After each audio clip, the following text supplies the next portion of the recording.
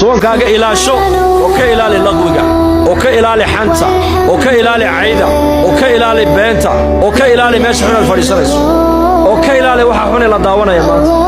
ilaahay waxaan ka barayaa subxaanahu wa ta'ala inta gaadha bishatan ee asiibtay ka faa'iideysata ee ilaahay ugu dhawaatay rabbi naga yeelo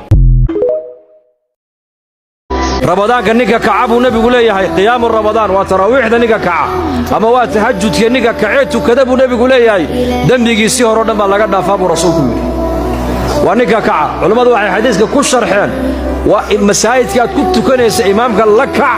صلاة الله ما يسمر كلي يسقى كبحني نحن هكذا نبينا عليه الصلاة والسلام وحيرات المامية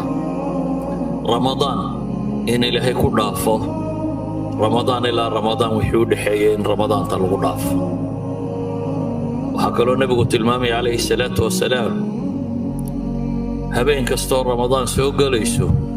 إن دتك برد لقوا حرية نارتو إلهي سبحانه وتعالى دم جود ضعف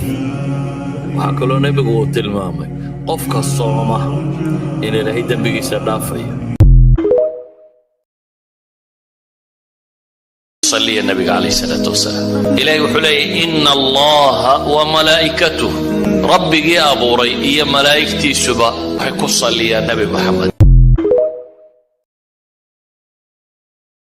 بشر رمضان دحديد إنك عمريستا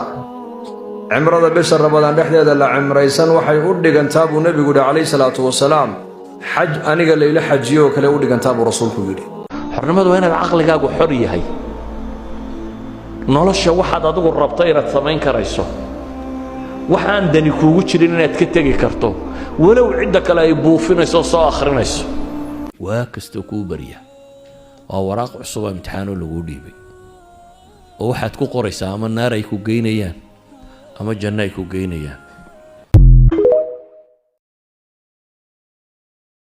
aabaha waliga magaciisa ugu yeedhin buu yiri hebelow ha ku odhanin hortiinaha soconin oo hadda israacdaan ha ka horeynino aabahayu ku dabagelin hadda fadhiisanaysaanna aabaha hortii ha fadhiisanin baa Abu Hurayra kulay yani wuxuu barayaa adabka qofka muslimka iyo waalidka sida uu la dhaqmayo